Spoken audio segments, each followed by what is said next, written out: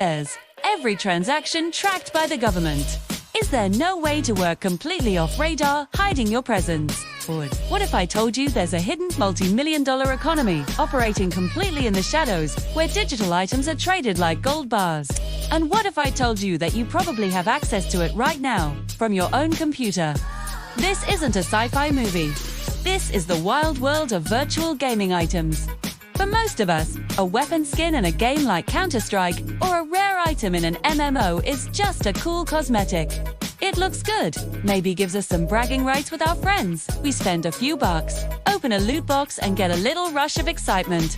But for a select group of people, these aren't just pixels, they're assets. They're a new form of digital wealth, and they're being used in ways you would not believe. Today, we're diving deep into the unregulated black market of virtual goods. We uncover how a simple digital briefcase or a flashy gun skin can function just like an offshore bank account, moving massive amounts of value across borders with a few simple clicks, completely outside the traditional financial system. Forget everything you think you know about gaming, because we're about to enter the digital Wild West. It all starts with something called value density. Think about it. If you want to move $1 million in cash, that's a huge stack of bills. It's heavy. It's bulky, and it's risky.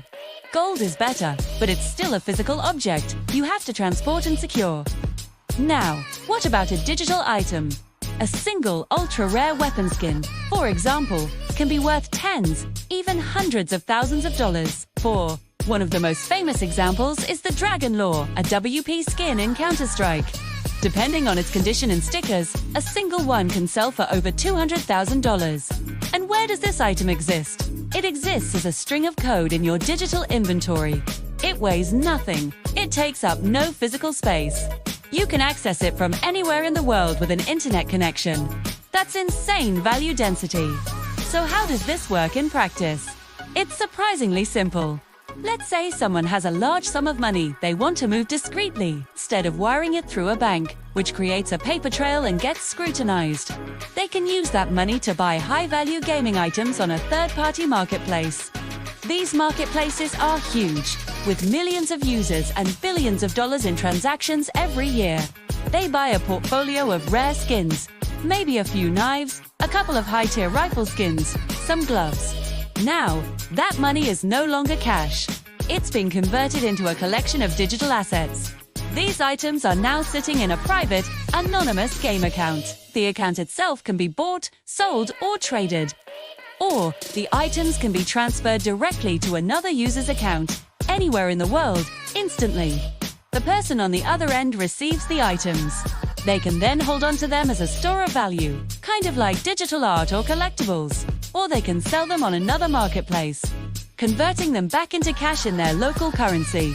And just like that, hundreds of thousands of dollars can move from one country to another, with no banks, no wire transfers, and very little oversight fee. It's effectively a digital version of the old suitcase full of cash trope, but way more efficient and way harder to trace. You might be thinking, isn't this risky? What gives these items their value?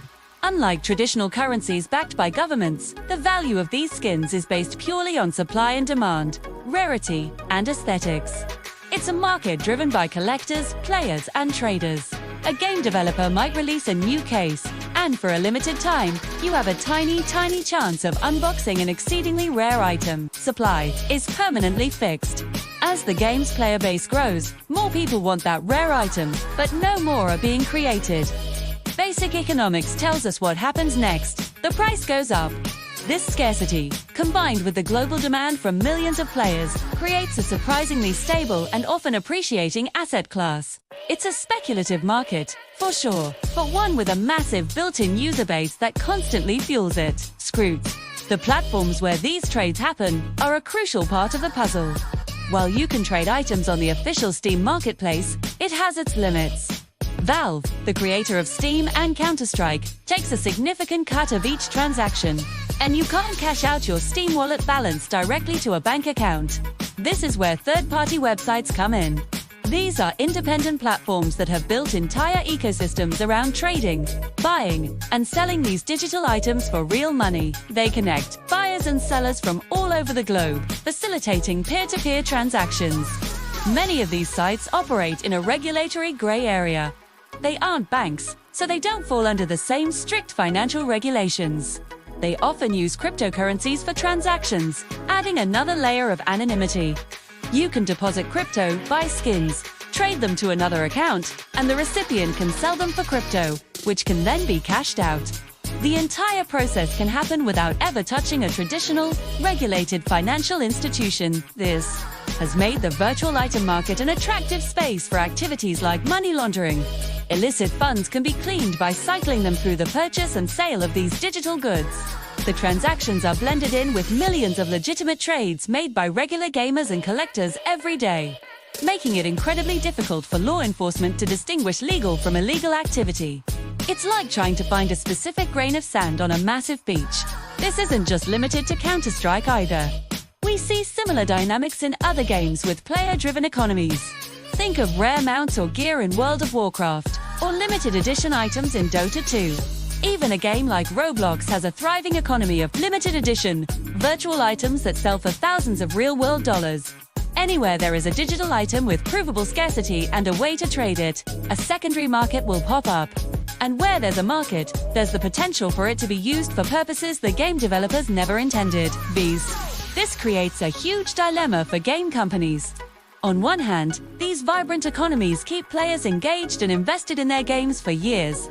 The thrill of getting a rare drop is a powerful incentive. On the other hand, they're inadvertently hosting unregulated financial networks. They try to crack down by implementing trade holds or banning accounts suspected of fraudulent activity. But it's a constant cat-and-mouse game.